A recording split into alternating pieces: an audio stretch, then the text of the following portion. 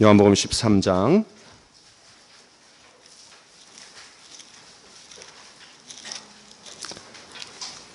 33절로 35절까지 말씀입니다.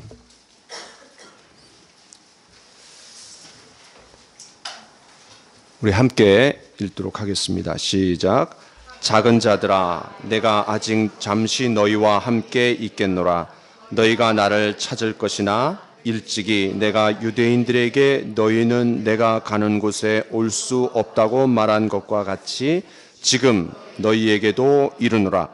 새 계명을 너희에게 주노니 서로 사랑하라. 내가 너희를 사랑한 것 같이 너희도 서로 사랑하라. 너희가 서로 사랑하면 이로써 모든 사람이 너희가 내 제자인 줄 알리라. 아멘.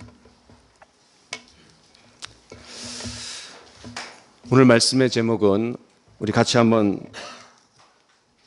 불러볼까요? 시작. 십자가에서 새 계명을 받은 우리. 두 번째 시간입니다. 교회가 통합된 이후 우리는 계속해서 십자가라는 주제로 말씀을 나누고 있습니다. 왜냐하면 십자가만이 서로 다른 나와 너, 그 다른 우리를 하나로 만들 수 있다라는 확신 때문입니다. 그 확신이 맞았음을 우리는 이미 경험하고 있습니다. 오늘은 그 13번째 시간입니다. 십자가는 자석처럼 우리 모두를 한 분, 오직 한 분 예수님께로 끌어당깁니다. 십자가의 사랑만이 허다한 죄를 덮습니다. 십자가의 사랑은 원수도 하나 되게 하는 아주 강력하고 신비한 초자연적 힘이 있습니다.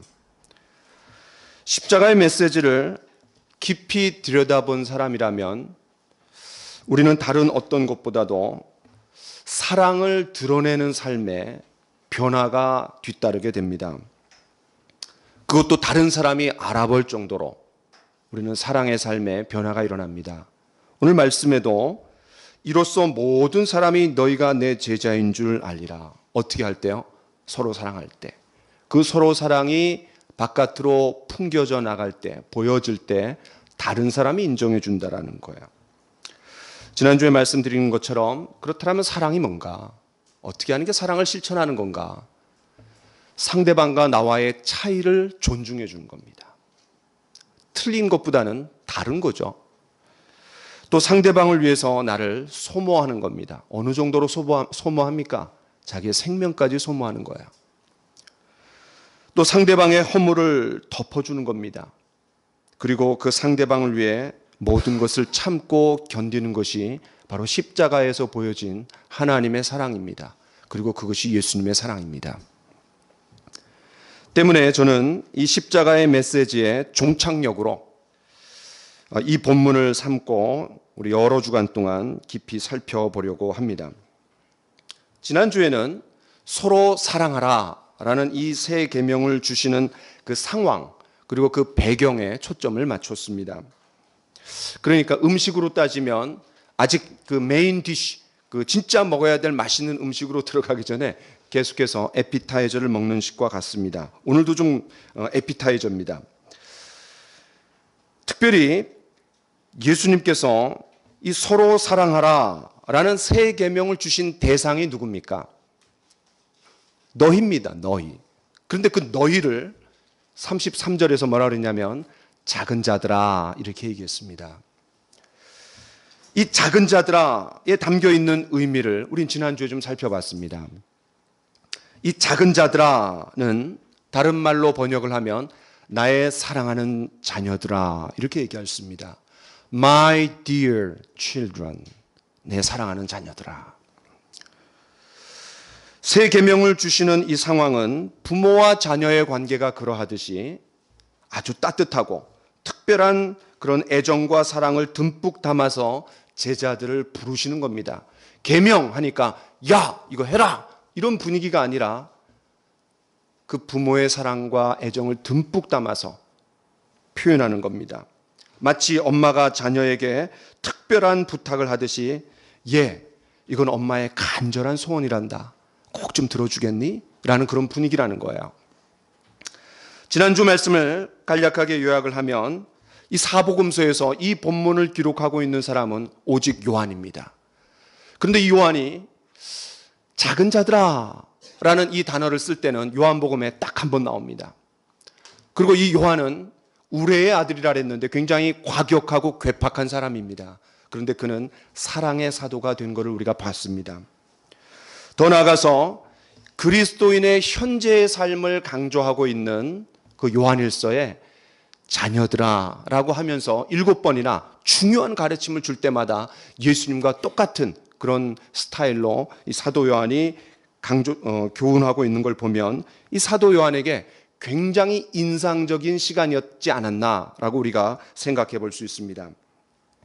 저와 여러분도 이 마지막 만찬의 자리에 함께 참여하고 또 초대받아서 그 속으로 들어가 주님으로부터 서로 사랑하라라는 새 계명을 받고 우리의 삶에 사랑의 삶의 변화가 일어나는 귀한 시간이 되기를 간절히 축원합니다. 오늘도 이 새 계명이 주어지게 된 배경에 대해서 좀 더 살펴보려고 합니다. 먼저 이런 질문을 한번 던져보죠. 왜 예수님께서 나의 사랑하는 자녀들아 라고 부르시면서 이 새 계명을 주셨을까요? 왜 나의 사랑하는 자녀들아 라고 하면서 서로 사랑하라 라는 이 계명을 주셨을까요? 네 가지 배경 때문인데 오늘은 세 가지만 좀 살펴보고 하나는 다음 주에 좀 보려고 합니다. 첫 번째는 유월절에 가장이 해야 하는 역할로서 이 시간을 보내고 이러한 명령을 주시는 겁니다. 오늘 본문의 배경은 유월절입니다. 유독 요한은 예수님이 유월절을 3번 보냈다라고 이 요한복음에 강조합니다. 요한복음 2장, 요한복음 6장, 그리고 요한복음 13장입니다. 그리고 학자들은 요한복음 5장도 유월절쯤이 아닌가 그렇게 추측을 합니다. 그래서 이 유월절을 4번 보냈다라는 것은 예수님이 최소한 3년은 보내셨구나라고 추측하는 예수님의 공생의 사역의 기간을 결정하는 그런 책이 바로 요한복음입니다. 어쨌든 오늘 본문의 배경은 유월절입니다. 여러분 1절을 보세요. 유월절 전에, 유월절 즈음이에요. 이 유월절이라는 말은 넘을 유, 넘을 월, 그리고 우리가 월담한달이잖아요. 그 담을 넘어갈 때 월담한달이잖아요. 그러니까 넘을 유, 넘을 월, 그 넘어가는 절기입니다. 이스라엘 백성이 430년 동안 애굽에서 고통당했을 때 그들이 그 힘든 삶을 뒤로하고 해방과 자유를 맛보았습니다. 그런데 그것이 어떻게 가능했어요? 어떻게 거기서 벗어날 수 있었습니까? 마지막 10번째 재앙이 뭐예요? 초태생의 죽음입니다. 사람뿐만 아니라 동물도 태어난 첫 새끼가 죽는 거예요. 초태생의 죽음입니다. 그럼 그 재앙에서 벗어날 수 있는 방법이 뭐였어요? 양 한 마리를 잡아갖고 그 피를 문 좌우 솔주에 이제 바르는 겁니다. 그러면 죽음의 사자가 그 피를 보고 넘어간다고 해갖고 그 넘어가는 절기, 그래서 유월절입니다. 영어로 하면 좀 더 쉽습니다. 자, 통과하다 그럼 뭐라 그래요? 자, 통과 그러면 영어로 뭐라 그래요? 패스입니다. 그 다음에 밑으로 넘어가는 거예요? 아니면은 가운데를 뚫고 들어가는 거예요? 아니면 위로 넘어가는 거예요? 위로 넘어가니까 그걸 뭐라 하냐면 over 그럽니다. 그래서 pass over, feast. feast는 절기라는 말이에요. 그래서 pass over. 이게 유월절입니다. 되게 쉽죠? pass over. 그런데 이 유월절에서 중요한 거는 누가 이 유월절 절기를 인도하느냐예요. 누가. 이 유월절 행사를 누가 인도하느냐가 중요한데 그것은 가정의 영적 제사장인 아버지가 그렇게 하는 거예요. 아버지가. 자, 우리 출애굽기 12장으로 가보겠습니다. 유월절이 나오는 출애굽기 12장.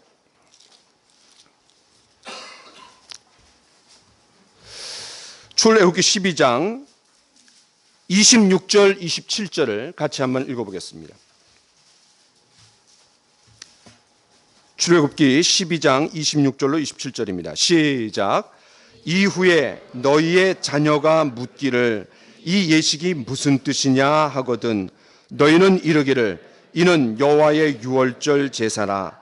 여호와께서 애굽 사람에게 재앙을 내리실 때에 애굽에 있는 이스라엘 자손의 집을 넘으사 우리의 집을 구원하셨느니라 하라 하매 백성이 머리 숙여 경배하니라. 어떤 상황입니까? 가정에서 그 자녀가 묻습니다. 아버지한테. 그러면 아버지가 그걸 잘 설명해 주는 거예요. 온 가족이 유월절에 참여하는 행사를 갖는 겁니다. 지금도 유대인들은 유월절 행사에 그 가족들이 참여해서 함께 그런 시간을 갖습니다. 유월절은 우리로 말하면 8.15 광복절이라고 할 수 있는데 우리의 8.15 광복절하고는 비교가 안 됩니다. 일단 그 억압받던 기간의 차이도 훨씬 컸고, 근데 더 중요한 거는 그들은 굉장히 성대하고 중요하게 이 행사를 치릅니다. 누가 가장 이 행사를 기다리냐면 아이들입니다. 왜냐하면 3주간 방학이 주어집니다. 야, 굉장하죠? 3주간. 그리고 최소한 회사 다니는 분들도 2주간의 휴가 기간을 줍니다. 야, 우리도 이스라엘 사람이 될까요? 왜 그러냐면 이 유월절 다음에 일주일 동안 연결되는 게 뭐냐면 무교절입니다. 무교절은 뭐냐면 효소가 누룩이 들어가 있지 않은 그런 딱딱한 맛없는 떡을 먹는 기간을 이 무교절이라 그래요. 그러니까 일주일은 확보가 된 거고, 근데 그 앞에 일주일이 뭐냐? 이 누룩을 제거하는 시간을 갖습니다. 온 집안 대청소를 해갖고 누룩을 제거하는 시간을 일주일 동안 갖는 거예요. 그래갖고 요때 그렇게 많은 유대인들이 가구를 새롭게 바꾼답니다. 그 제일 좋아하는 사람이 누구냐면 유학생들이래요. 그때 가갖고 그냥 좋은 거를 그냥 바꿔치기 한다는 거예요. 어쨌든 유대인들은 굉장히 중요하게 이 시간을 보냅니다. 그런데 이 유월절 의식에 따라 여러 가지 의식이 있지만 중요한 것은 좀 전에 우리가 봤던 것처럼 가정에서의 행사입니다. 가정에서의 행사. 자녀가 질문할 때 그 아버지가 답해주면서 출애굽의 상황을 아주 상세하게 설명해 줍니다. 이때 그 자녀들 중에 가장 나이가 어린 자녀가 아버지에게 4가지 질문을 합니다. 반드시 이 4가지 질문을 해야 돼요. 이 네 번의 질문을 하는 이유는 성경에서 이 절기와 연관해서 그 자녀들이 4번 묻는 거를 성경이 기록하고 있어요. 그래서 4번 질문을 하는 거예요. 자, 여러분 출애굽기 12장 우리가 읽었던 부분에다가 동그라미 1번 이런 거 한번 해보세요. 동그라미 1번. 그 다음에 13장 8절을 한번 보세요. 너는 그날에 네 아들에게 보여 이르기를 이 예식은 내가 애굽에서 나올 때에 여호와께서 나를 위하여 행하신 일로 말미암음이라 하고, 그러니까 여기다 2번 이렇게 하세요. 2번. 그러니까 자녀가 부모님에게 묻는 그 질문을 얘기하는 거예요. 그리고 답하는 걸 얘기하는 거예요. 그 다음에 14절을 한번 같이 읽어보겠습니다. 시작. 후일에 내 아들이 내게 묻기를 이것이 어찌 됨이냐 하거든 너는 그에게 이르기를 여호와께서 그 손의 권능으로 우리를 애굽에서 곧 종이 되었던 집에서 인도하여 내실세. 예, 3번. 그 다음에 신명기로 가보겠습니다. 신명기. 자, 신명기 6장입니다.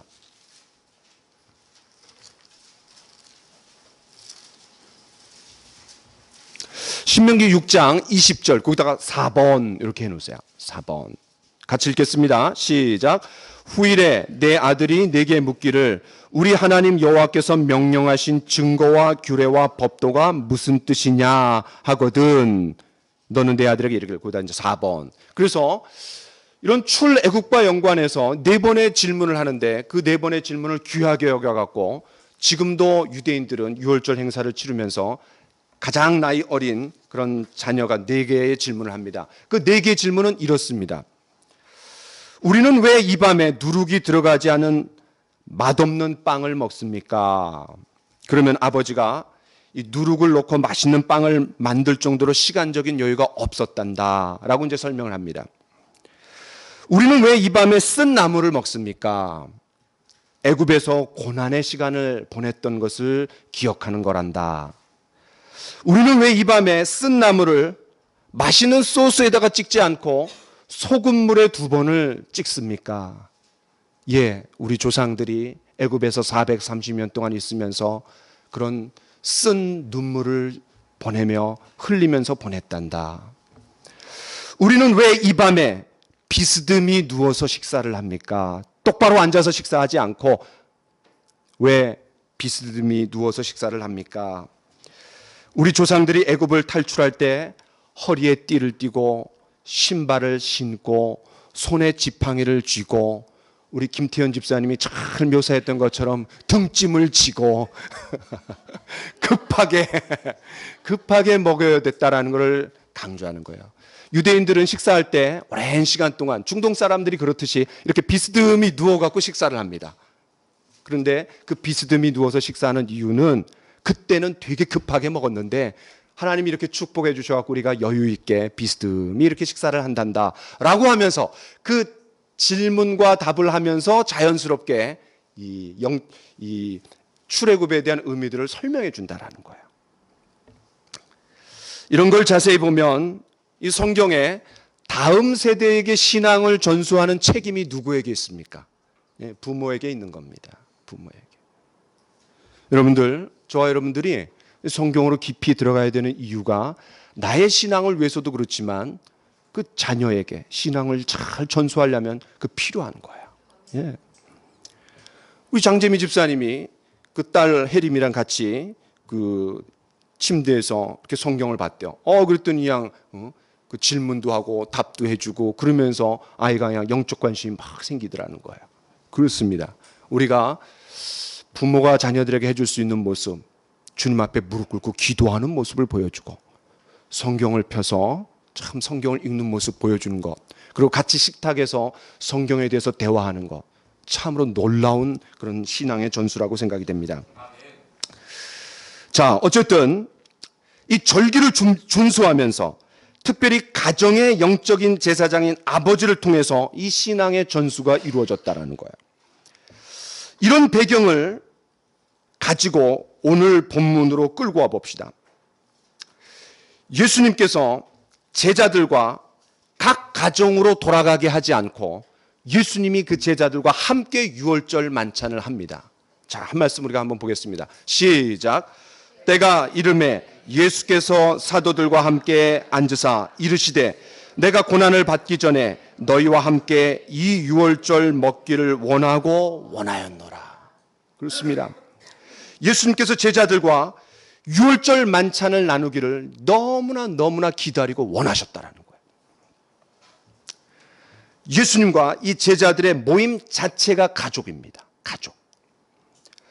다시 본문으로 돌아와 봅시다.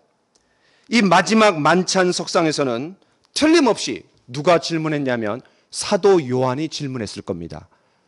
연구에 의하면 당시 사도 요한은 10대였대요. 10대였대요. 그러니까 가장 나이가 어린 그런 제자였습니다. 지금까지 유대인 가정에서 유월절을 지키는 예식 중 가장이 해야 하는 중요한 일에 대해서 좀 살펴봤습니다. 본문에서도 예수님은 유월절 만찬을 함께 나누면서 그 제자들을 자녀로 대하고 있는 거예요. 자녀로. 그 제자들에게 십자가 죽음에 대한 의미를 설명해 주는 겁니다. 우리가 잘 알고 있는 것처럼 떡에 대해서 또 잔에 대해서. 그 빵은 당신의 몸을 상징하고 포도주는 당신이 십자가에서 흘릴 피를 상징한다라는 것을 이미 가르쳐 준 걸 우리가 알고 있습니다. 무엇보다도 예수님이 자신이 세상을 떠나신 후에 그 사랑을 세상 사람들에게 보여줄 적임자로 그 제자들을 지금 준비시키고 있는 장면이 바로 이 장면입니다. 마치 가장이 유월절 과거의 그런 그들의 역사를 이야기해 주면서 오늘을 앞으로 미래를 어떻게 살아가야 될 것을 준비시키시듯이 그렇게 예수님이 나의 사랑하는 자녀들아 서로 사랑하라 라고 이 계명을 주시는 거예요. 자, 두 번째입니다. 이 장면은 제자들을 부르는 스승으로서 나의 사랑하는 자녀들아 라고 이렇게 부르는 겁니다. 유대 문화에서 스승이 제자들을, 또 제자가 스승을 부를 때 이렇게 부릅니다. 라삐어. 그렇죠? 여러분 아마 많이 들어보셨을 거예요. 자, 우리 같이 한번 읽어볼까요? 시작. 밤에 예수께 와서 이르되 라삐어, 우리가 당신은 하나님께로부터 오신 선생인 줄 아나이다. 예, 니고데모가 예수님께 와서 자기도 랍비입니다. 그런데 예수님을 향해 라삐어, 선생님이여 이렇게 부르는 거야. 또 예수님을 라삐어라고 부른 그런 장면들이 여러 번 성경에 나타나는데, 예수님을 처음 만났던 제자들 요한과 안드레입니다. 그때 이렇게 말하죠. 라삐어, 어디 계시오니까? 선생님, 우리가 가서 좀 만나서 교제 나누고 싶습니다. 또 막달라 마리아가 이렇게 얘기하죠. 같이 한번 읽어볼까요? 시작. 예수께서 마리아야 하시거늘 마리아가 돌이켜 히브리 말로 라보니 하니 이는 선생님이라는 말이라. 그 파생어입니다. 랍비 그 다음에 라보니 같은 말이에요. 어쨌든 선생님이라는 표현입니다. 예수님 자신도 자기 자신을 선생님이라고 인정하셨어요. 자, 우리 요한복음 다시 13장으로 가보겠습니다. 요한복음 13장.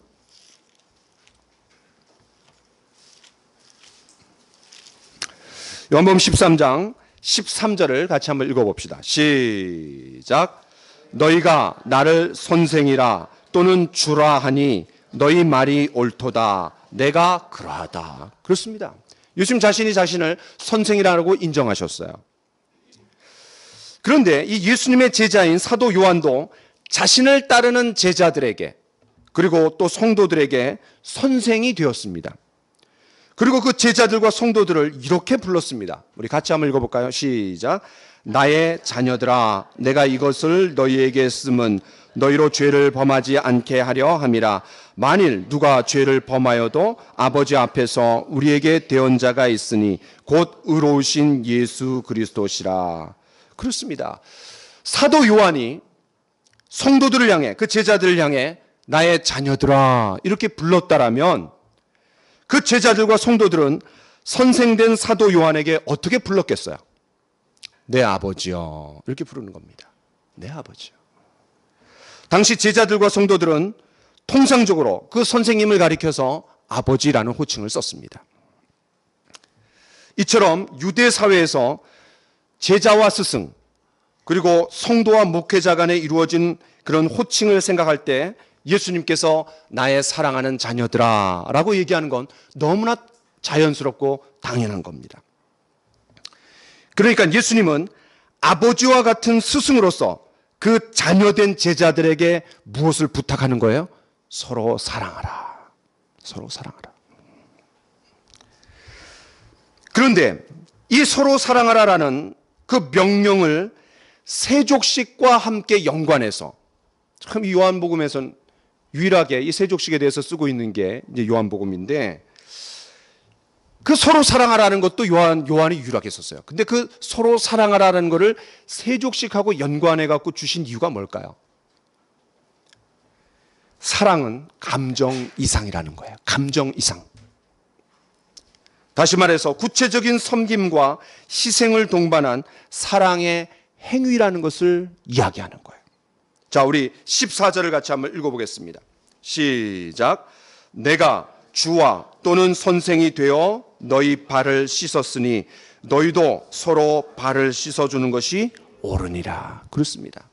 선생으로서 이야기한다. 아버지로서 자녀에게 이야기한다. 서로 발을 씻어주는 것이 옳으니라. 내가 그렇게 한 것처럼. 이것이 바로 오늘 본문에 내가 너희를 사랑한 것 같이 너희도 서로 사랑하라. 예수님 본을 보여주신 거예요. 어떤 본입니까? 가장 냄새나고 더럽고 그런 부분을, 종들 중에서도 가장 낮은 계층의 종이 하는 그 발 씻음을 예수님이 보여주면서 그렇게 하라는 거예요. 예수님은 실제로 더 더럽고 추하고 냄새나는 우리 모두의 죄값을 씻어주시기 위해서 예수님이 십자가에 달리신 겁니다. 바로 이것이 내가 너희를 사랑한 것 같이 너희도 서로 사랑하라. 여기에 담겨져 있는 의미입니다. 또한 이 서로 사랑하라 라는 새 계명은 배신자까지도 품고 사랑하라는 의미입니다. 여러분 요한복음 13장 1절을 한번 읽어볼까요? 시작. 유월절 전에 예수께서 자기가 세상을 떠나 아버지께로 돌아가실 때가 이른 줄 아시고 세상에 있는 자가 사람들을 사랑하시되 끝까지 사랑하시니라. 끝까지 사랑하시니라. 이 끝까지 사랑의 효력이 누구에게까지 미쳤습니까? 가롯 유다에게 보인 사랑을 통해서 증명되었습니다. 바로 이것이 내가 너희를 사랑한 것 같이 너희도 서로 사랑하라. 미래적으로는 십자가지만 과거적으로는 그런 가룟 유다를 끝까지 품고 기회를 주고 그랬던 사랑을 바로 가리켜서 내가 너희를 사랑한 것 같이라고 얘기하는 겁니다. 그 끝까지 사랑은 가롯 유다에게만 미친 것이 아니었습니다. 수제자로서 몇 시간 후에 예수님을 3번이나 부인할 그 베드로까지도 품는 사랑이었습니다. 여러분 38절을 보십시오. 내게 이르노니 닭 울기 전에 네가 3번 나를 부인하리라. 자신을 배반해서 등에 칼을 꽂는 사람뿐만 아니라 최측근이면서 3번씩이나 부인할 그 사람까지도 품고 가는 것이 내가 너희를 사랑한 것 같이 너희도 서로 사랑하라 의 의미입니다. 저와 여러분들에게 부담스러운 사람이 있습니다. 보기 싫은 사람이 있을 수 있습니다. 말 섞기 싫은 사람이 있을 수 있습니다. 껄끄러운 사람들이 있습니다.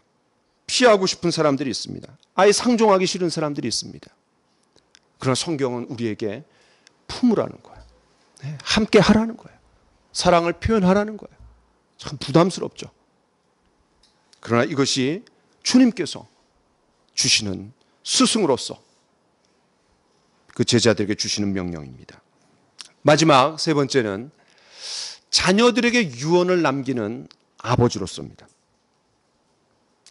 여러분 요한복음 13장, 14장, 15장, 16장 이 4장은 예수님의 고별 설교라고 별칭을 붙입니다. 고별사 또는 고별 메시지. 여기에 담겨져 있는 하나하나의 말씀은 예수님의 유언과 같습니다. 성경에서도 자녀들에게 유언을 남기는 사람들이 종종 등장합니다. 야곱이 그 12지파를 이룰 그런 12 자녀들에게 말씀을 주고 축복을 주고 유언을 합니다. 어디 나옵니까? 창세기 49장에 나옵니다. 신명기 33장에서는 모세가 12지파를 축복하고 유언을 남깁니다. 자기가 낳은 자식들은 아니에요. 야곱처럼. 그러나 이 모세는 건국의 아버지입니다. 건국의 아버지. 그리고 얼마나 40년 동안 지지고 볶으면서 그냥 자녀들과 같은 거예요. 그렇죠? 나중에 뭐라 그러죠? 하나님, 내가 이 얘네들 뭐 낳습니까? 왜 나한테 이렇게 하라고 합니까? 라고 하면서 자기 스스로 자기가 부모라는 걸 인정해요. 죽음을 앞둔 모세가 약속의 땅으로 들어가기 전에 언약 공동체인 이스라엘을 향하여 마지막 유언을 주는 것처럼 죽음을 앞둔 예수님께서 성령의 시대로 들어가기 전에 새로운 언약 공동체인 그 제자들에게 서로 사랑하라 라는 유언의 말씀을 주시는 거예요. 여호수아도 마찬가지입니다. 여호수아가 어떻게 마무리를 합니까? 인생의 마무리를 여호수아 24장에 보면 여러분 너무나 잘 아는 말씀이 있습니다. 이스라엘 백성들을 다 불러놓고 마지막 고별사를 합니다. 특별히 24장에서 강조하는 게 뭐예요? 여호와를 섬기라. 여호와만을 섬겨라 이렇게 얘기해요. 여호와를 섬겨라 라고 하지 않고 여호와만을 섬겨라. 그것이 마지막 유언이었습니다. 자, 같이 한번 읽어보죠. 시작. 너희가 섬길 자를 오늘 택하라. 오직 나와 내 집은 여호와를 섬기겠노라 하니, 예전 성경에는 여호와만 섬기라 이렇게 나와 있는데 이건 이제 오직을 앞에다가 붙여갖고 이렇게 표현했어요. 여러분 나중에 시간 내셔갖고 여호수아 24장을 한번 읽어보세요. 거기에 섬기다라는 말이 14번 나옵니다.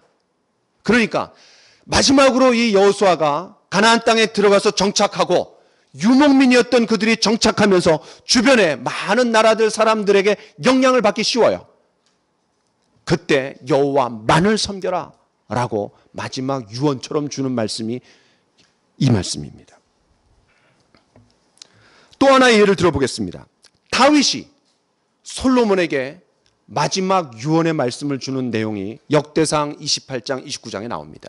그런데 많은 말씀이 있는데 그 중에 가장 중요한 말씀이 이 말씀입니다. 우리 같이 한번 읽어볼까요? 시작.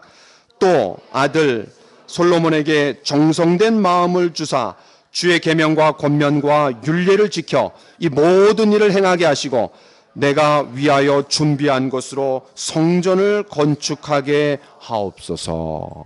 예. 그 아들 솔로몬에게 마지막 유언처럼 주는 내용이 뭐냐면 내가 준비를 다 하지 않았냐? 네가 꼭 주의 성전을 지어라. 이것이 유언의 핵심입니다. 이제 예수님은 아버지의 그런 마음으로, 심정으로 그 자녀된 제자들에게 유언을 남기십니다. 유언을 남기시는 거예요. 그렇다면 어째서 예수님이 제자들에게 아버지가 될 수 있습니까? 부모가 될 수 있습니까? 한 번은 예수님이 초기 사역 때 예수님이 귀신을 내쫓았어요. 그랬더니 예수님이 귀신 들렸다, 오히려 미쳤다 이런 얘기를 들었어요. 여러분 성경에 열심히 신앙생활하는 사람들은 하나같이 미쳤다는 얘기 들었습니다. 바울도 미쳤다는 얘기 듣고 예수님도 미쳤다는 얘기 듣고 저와 여러분도 미쳤다는 얘기 좀 들어야 되지 않겠어요? 그런데 미쳤다라고 얘기를 하니까 그 가족들이 와갖고 그 어머니랑 아우들이랑 누이들이 와갖고 예수님을 불러내려고, 창피하잖아요. 그러니까 불러내려고 찾아왔습니다. 그때 사람들이 예수님을 향해 뭐라 하냐면 당신의 어머니와 누이들과 형제들이 왔습니다. 그랬더니 예수님이 뭐라고 얘기해요? 누가 내 어머니며 내 형제들이냐? 라고 딱 그냥 아주 매몰차게 얘기하는 거예요. 야, 그거 들었으면 얼마나 그냥 가슴이 찢어졌겠어요, 어머니가.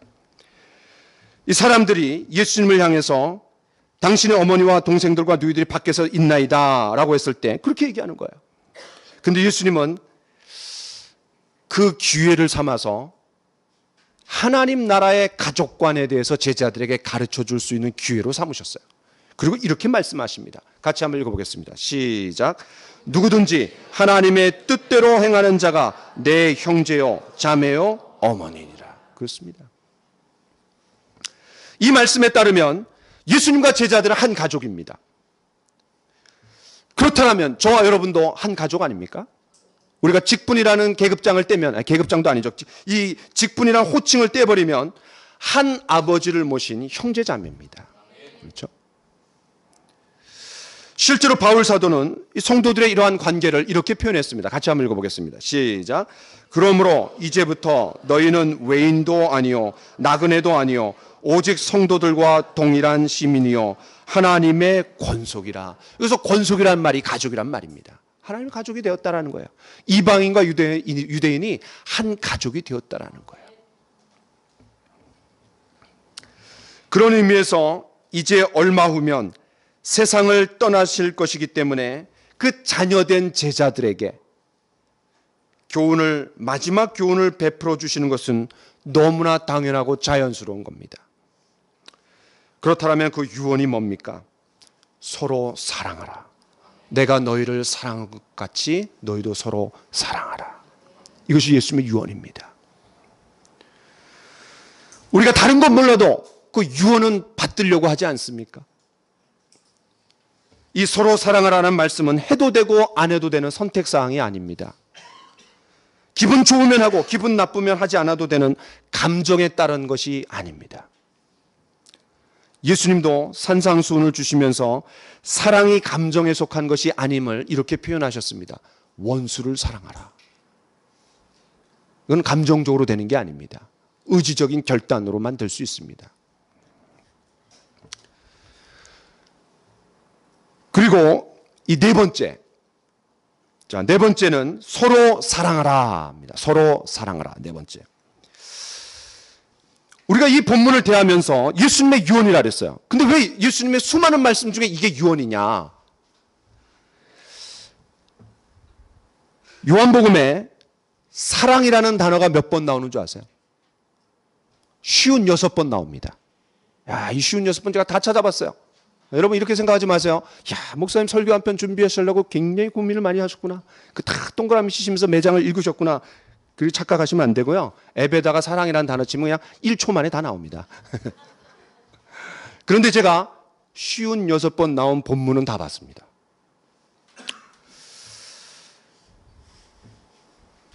그런데요, 요한복음은 크게 전반부, 후반부로 나눠집니다. 1장부터 11장까지가 전반부고 12장부터 21장까지가 후반부입니다. 12장부터 여러분 이제 우리 큐티하면서 이미 보고 있잖아요. 12장부터 21장까지가 예수님의 죽음 전 며칠, 그 다음에 부활 후 며칠에 대한 이야기예요. 그러니까 12장부터 하나의 뭉탱입니다. 그런데 제가 재밌는 걸 발견했어요. 하나하나 다 보는데 요한복음 1장부터 11장까지 전반부의 사랑이 몇 번 나오는지 아세요? 10번밖에 안 나옵니다. 그럼 46번이 어디 나오는 거예요? 후반부에 집중해서 나옵니다. 그 제가 이제 호기심이 더 생겼어요. 그러면 예수님의 고별사가 있는 13장, 14장, 15장, 16장 요 4장에는 과연 몇 번이 나올까? 몇 번 나오는지 아세요? 28번이 나옵니다. 56번 중에 반이 여기 들어가 있는 거예요. 다시 말해서 예수님 6월절 만찬을 하시고 밤 12시에 잡히시는 거거든요. 그러면 그 짧은 몇 시간 동안에 집중적으로 이 사랑이라는 단어가 반이 나오는 거예요. 반이. 여러분 별로 안 놀라시는 것 같네요. 저는 굉장히 놀랐는데 제가 이걸 통해서 안 사실이 있습니다. 뭐죠? 예수님이 세상을 떠나시면서 가장 제자들에게 남기기를 원하셨던 게 뭐라는 거예요? 사랑이라는 거예요. 사랑. 나는 포도나무여 너희는 가지니 내 안에 거하라. 이런 말씀도 유언처럼 주신 거예요. 그런데 진짜 주시고 싶었던 말씀이 뭐냐? 서로 사랑하라. 서로 사랑하라.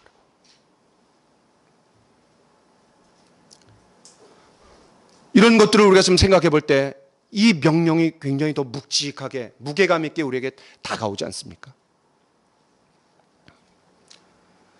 그럼 예수님을 가장 많이 닮은 제자라고 인정받는 사도 요한은 어떨까요? 저 이제 호기심이 그쪽으로 발동이 됐어요. 그럼 이 사도 요한은 우레의 아들이 사랑의 사도가 되었는데, 그리고 이 말씀을 유일하게 기록하고 있는 게 사도 요한인데, 그러면 사랑의 삶을 강조하고 있는, 현재의 삶을 강조하고 있는 이 사도 요한은 몇 번을 기록했을까? 몇 번 기록했는지 아세요? 짧은 5장, 103절밖에 되지 않습니다. 몇 번 기록했는지 아세요? 무려 53번을 기록했습니다.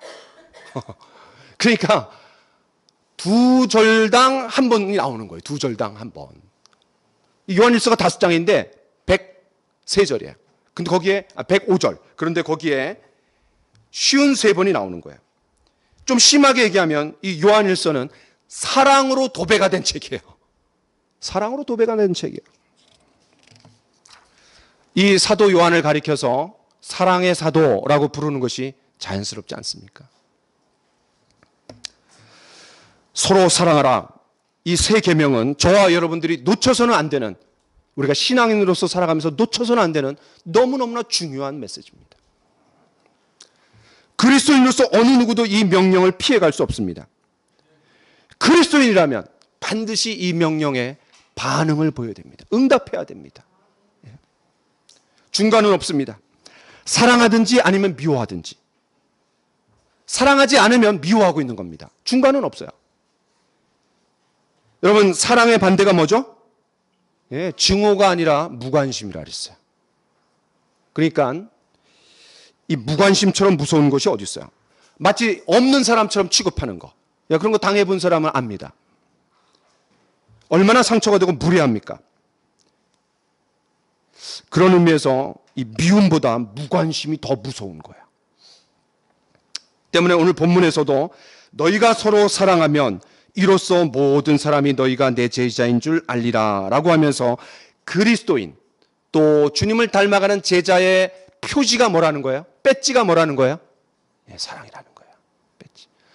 삼성에 다니는 사람들은 삼성 배지를 다니고, 그렇죠? 또 어느 대학을 다닌다 그러면 배지를 다니고 뭐 로고를 달고 다닙니다. 우리 그리스도인들 로고를 좀 달고 다녔으면 좋겠어요. 사랑. 그러면 함부로 행동 못 할 거 아니에요. 그렇죠? 심지어 원수 사랑 이렇게까지 나오면 얼마나 부담스러워요.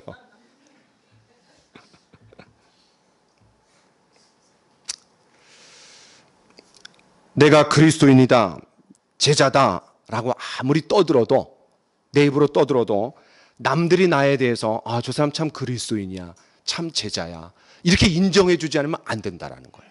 오늘 뭐라 그랬습니까? 이로써 모든 사람이 너희가 내 제자인 줄 알리라. 뭐 때문에? 서로 사랑 때문에. 참 부담스러운 겁니다. 상대방, 다른 사람들이 저와 여러분에 대해서 저 사람 사랑의 삶을 살아가네, 자신과 상대방과의 차이점을 있는 그대로 인정해 주네, 상대방을 위해 자신을 기꺼이 허비할 줄 아네, 상대방의 허물을 덮어주고 상대방을 위해 오래 참아주고 견뎌주네 라고 다른 사람의 입에서 참 나올 수 있는 저와 여러분들이 되기를 간절히 축원합니다. 네. 이것이 바로 진짜 그리스도인이고 진짜 제자입니다. 서로 사랑하라 라는 이 세 계명은 예수님께서 세상을 떠나시면서 꼭 남겨주시고자 했던 말씀입니다. 사랑의 화신으로 오신 예수님이 이제 떠나가시기 때문에 그거를 누가 이 세상을 향해 보여주고 반사시키라는 거예요? 저와 여러분들입니다. 오늘 우리는 이 서로 사랑하라 라는 세 계명이 주어진 배경을 세 가지 측면에서 좀 살펴봤습니다. 유월절이라는 유대 절기의 어떤 그런 맥락에서, 또 스승과 제자라는 관계 속에서, 또 자녀들에게 유언을 남기는 부모의 심정 속에서 서로 사랑하라 라는 이 명령이 주어졌다는 것을 우리가 생각해 볼 때 이 명령이 더 묵직하게 우리에게 좀 다가옵니다. 저와 여러분들의 마음속에 서로 사랑하라, 내가 너희를 사랑한 것 같이 너희도 서로 사랑하라 라는 이 예수님의 말씀에 순종하고자 하는 결단이 일어나기를 간절히 축원합니다. 이번 한 주 동안 한번 우리가 그렇게 살아보려고 주님께 기도하고 한번 그렇게 선포해 봅시다. 제가 한 가지 이야기를 하고 마치려고 합니다. 뉴욕 타임즈의 베스트셀러로 소개되었고 우리나라에도 번역된 마음을 열어주는 101가지 이야기라는 책을 여러분 아마 집에 소장하고 계실 수도 있고 저희 집에도 있습니다. 거기에 보면 존 웨인 슐레터라는 사람이 자신의 어머니에 대한 이야기를 들려줍니다. 그의 어머니는 세상을 떠나기 전에 자기 병상에 모여든 자녀들에게 아주 흥미로운 유언을 남깁니다.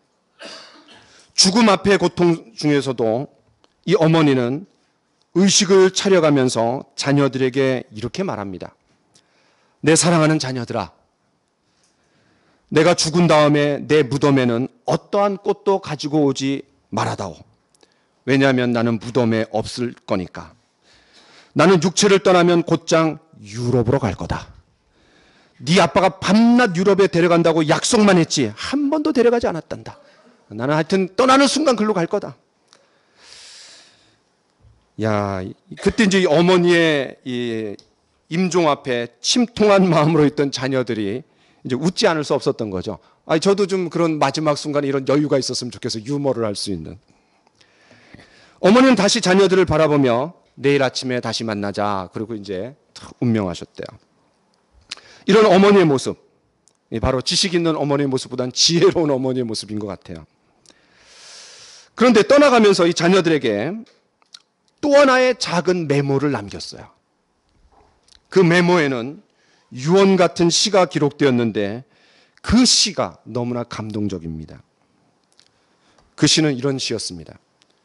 내가 죽은 후에 나 때문에 울고 싶다면 사랑하는 자녀들아, 너희 곁에 있는 형제들과 이웃들을 위하여 울어다오. 너희의 두 팔을 들어 나를 꼭 껴안고 싶거든.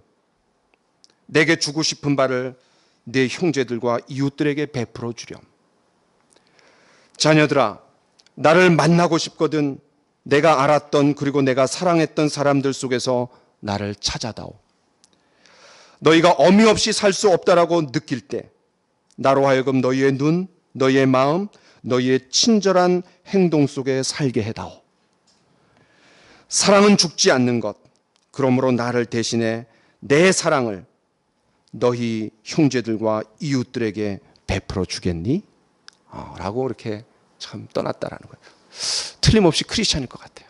네.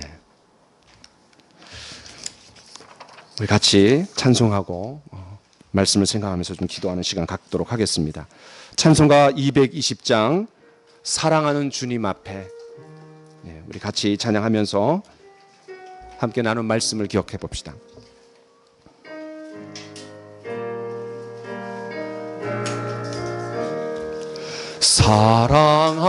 사랑하는 주님 앞에 형제 자매 한 자리에 크신 은혜 생각하며 즐거운 찬송 부르네. 내 주 예수 본을 받아 모든 사람 내 몸같이 환난 근심 위로하고 진심으로 사랑하세. 사랑하는 주님 앞에 온갖 충성 다 바쳐서 괴로우나 즐거우나 주님만 힘써 섬기네. 우리 주님 거룩한 손 제자들의 발을 씻어 남 섬기는 종의 도를 몸소 행해 보이셨네. 사랑하는 주님 예수 같은 주로 섬기나니 한 피 바다 한 몸 이룬 형제여 친구들이여 한 몸같이 친밀하고 마음으로 하나 되어 우리 주님 크신 뜻을